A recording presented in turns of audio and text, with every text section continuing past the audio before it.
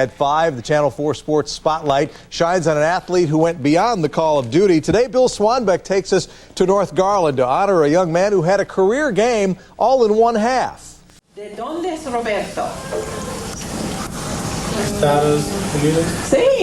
For Joe Polk, running with the ball that his teachers hand him is a lot tougher to score with. His favorite class, trigonometry. Not surprising, considering the numbers he racked up in the Raiders' last game. In their 56-20 win over Naaman Forest, Polk ran for 321 yards and 6 touchdowns. Number 20 did all of this on only 15 carries.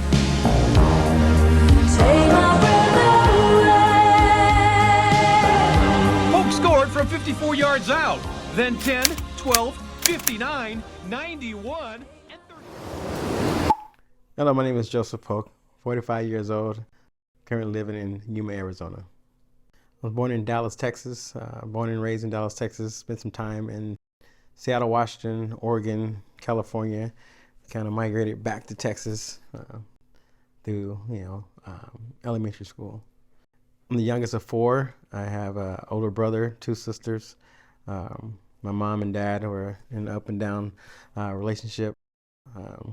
Had good times, had bad times. Just depends on what was passing at that time from my father and things that he had us going through.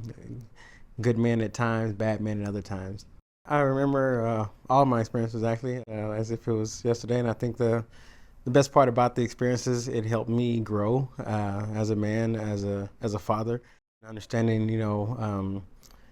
the effects that you have on your children, things that they see, and how it molds them up into their adulthood. I hadn't seen my dad for a while. Like I said, we left Texas. I think I was in probably about 2nd, 3rd grade. Moved up to Seattle, Washington, where my grandfather, my mom's dad, was living, and stayed there for a few years. Kind of from there, we moved to Oregon, where my uncle, my dad's side, lived. Then to California. We was there for about a year. Kind of tough situation. We're living in a hotel for about a year there in Compton, California. I remember selling flowers on the side of the road to try to help my family make extra money. We moved back to Texas, trying to find some type of cemented place to be at from all the travels and in and out of different places and homes and homeless shelters and everything else in between. So when we got back to Texas, a little right before elementary school, the way it was usually we started off really good. He's on the right track, working hard, and he's a hard-working man. I can't take that from him. Very hard-working man, very knowledgeable man. I learned a lot from my father through how to work on a car, how to work on a house, how to do a lot of different things with your hands. So he's very smart in that aspect. Not as smart in some of the other things that you should or should not be doing. He picked up, alcohol was one thing that he had along the way, and that's a lot of the abuse of my mother back and forth went to, and then escalated to a drug addiction that he had. And I remember, quite vividly, staring outside of our house at one point, top floor of the 2nd story, and there was one of his drug dealers outside with a gun to his head, threatening to kill him there. For whatever deal they had, it didn't go right. So then after that, we moved to Garland, Texas, which is just a suburb of Dallas. That lasted for about a year or so. And we went on Christmas Eve to my aunt's house there in Dallas. Me, my mom, my brothers and sisters. Dad stayed back, supposedly to work. Never came picked us up. We ended up getting a ride back home from my aunt. And he had stole our Christmas presents and sold them to buy his drugs. That addiction had a strong hold on him and got the best of him, I would say. So from there, they separated for about good 2 years. Then he came back for about a month or so, and then left again. And I didn't see him again until probably about I would say about 8-9 years ago. He reached out to me from my brother. Had been talking to him off and on, and then he reached out to me, and he actually came to Yuma with my brother, and we had a good talk. I told him I appreciate actually the fact of things that I got to see and understand and experience that most people will never experience. Thankfully, my kids will never have to experience the thing, but it's kind of like a give and take, through experiencing those things, it taught me the value of money, the value of the people around me, taking care of your home. So when I had that conversation with him, it wasn't I'm mad at you. It was more of I appreciate what I got to learn from it, because everything, for myself, I believe that everything is a learning experience. So no matter how bad it gets, you learn from it. As a kid, not understanding, why certain things are happening, or the in and out, back and forth, the domestic violence and everything else was going on. I told myself I wanted to do something different with my life. I wanted to get out of my situation. And so football became a thing. I remember living in Dallas, and there was Tim Brown, who's like a Hall of Fame football player now, lived 3 doors down from us. I remember him coming back home from college at Notre Dame and bought his mom a new car, bought his mom a house. And so in my mind, that is a way to get out, either drugs or play football. I didn't want drugs, so let's try this football thing. He didn't know nothing about it. So, not having the guidance to know how to get there, just knew hey, you know what? Somehow this person played football really well. So he went to college, and then he went on to play professional football. So in order for me to get to college, I got to make sure that my grades are right. So, to me, I did really well in school, but it was because I wanted to make sure that I gave myself an opportunity to be able to go to college if that blessing was to come.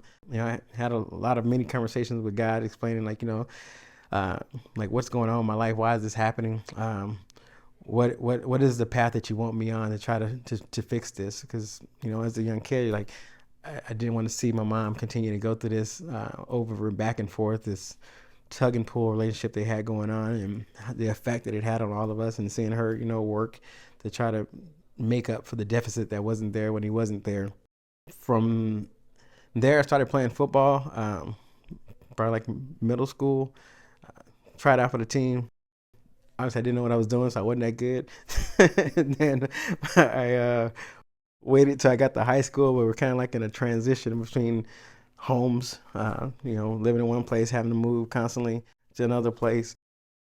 So ended up moving to a different high school from my freshman to my sophomore year. Lived in the gym, working out, trying to better myself, trying to get myself in a position again, in my mind, to be the Tim Brown that's going to be able to come back and help his mom and do those things.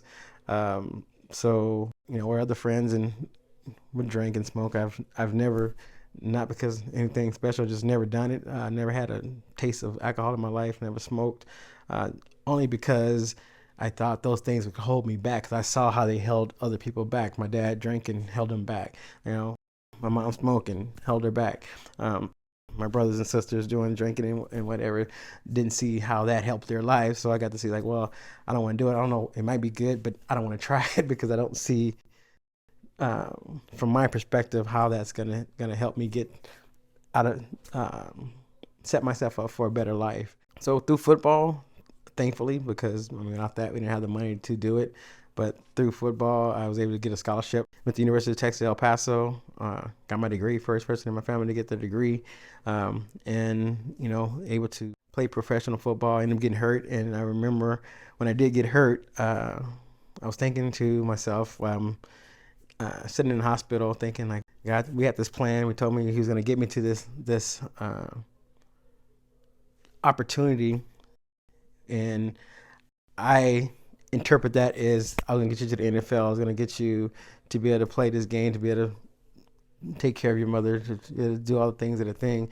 And in a way, at the moment, I didn't realize it, that he did his part. He got me there, but he wasn't wanting me to stay there. So that, he just wanted me to work my path to get to that education that I was able to get, that regardless if my knee gets hurt or my arm get cut off, whatever, I'll still forever have that education that I can always depend upon.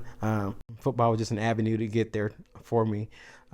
And went back, finished up my degree, been in Border Patrol from January to 20 years. I've coached a local youth team, travel football team. Kind of the reason why I started that was because I saw there's a lack of inspiration, I would say, for the kids in Yuma of what sports can do for you. Not just the fact of like, hey, I'm famous and on TV, is more of working with others, how to overcome adversity, how to fight through things, how to make something bigger than yourself. Like my thought process is like, if you're only worried about yourself, you're never going to find any success. I got to find something that's bigger than me to keep me driving and striving for greatness. And for myself, growing up, it was, I hated seeing my mom struggle. I hated seeing my mom, come home tired, wore down. I hated, that aspect of it. And I say, well, I want to make sure one day that I can buy her a house and she'll never have to work again. And like she lives with me now. Works my nerves every now and then now, because she's getting that age where she has no filter, but I love her to death. And it's just I do appreciate all the things that I've been through and seen, good and bad, because life is a learning, and it's never going to be perfection. It's going to be a struggle. And I think that a lot of times that, like they say in the Bible, it doesn't give you anything you can't handle. And I guess he thought I could handle a lot, because I've been through a lot, and it helps me. It helps me in my job today. It helps me in remaining calm in these turbulent situations. Even with my kids, and I got teenagers and the teenage things that happen. Trying to navigate through that with some sense of calmness and stay on the path. And like I said, I had a conversation with my son about those things that come into your life, those things that the devil sends to you to divert you from your path, divert you from your task, to keep you down, and you got to be able to see those things and like you say, go through those things. I can't sidetrack it, can't get around it. Like, you got to take it head on and fight through those tribulations that the devil try to put in front of you, and he's a liar. We all know that. It's just a matter of staying true and believing that God has a greater purpose for you, whatever that may be. And I think that what I've learned from it as how to overcome things and how to persevere through things that you think is like, man, like why is this happening to me? Like, well, it's happening to you because he has a better plan for you. He needs you to go through this right now to get you to where you need to go. Like, I wouldn't have, without that path, I wouldn't be here talking to you guys today. Amazingly, like, how everything worked its way through it. I wouldn't have, wouldn't have the opportunity to meet and get the family that I have now if it wasn't for those things, that the knee injury, my father, and things that I saw all led me to today. And I want to continue helping youth achieve their goals. And I talk to the kids constantly about, like, because we have a lot of kids that are from situations at home that are rough, and they feel like they don't have anything or not going to be able to accomplish anything. And I tell them, like, where I come from is not where I'm going. If you can understand that, then why can't you be successful? One big part of it is having faith, and faith is something that I don't have right now in my hands, something that I'm hoping to get, that God is going to help me, lead me there. And without that faith, you feel like you're stuck, and if you give it to God, and he'll get you through it. Perfect. Joe, if you were to give advice or give something to the viewer right now, what would you tell them so they could keep going? Yeah, honestly, it's probably, there's nothing that you could be going through, no matter how bad it may feel, how hard it be at that moment, that you're not going to get through.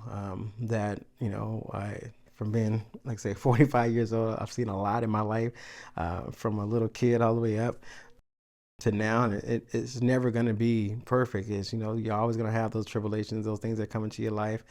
but persevering through those things makes you stronger, makes you wiser, gives you that ability to know that nothing can bring me down. I can get through anything. Like if I lose my house and lose everything, I'm gonna be okay. Right? The material things come and go.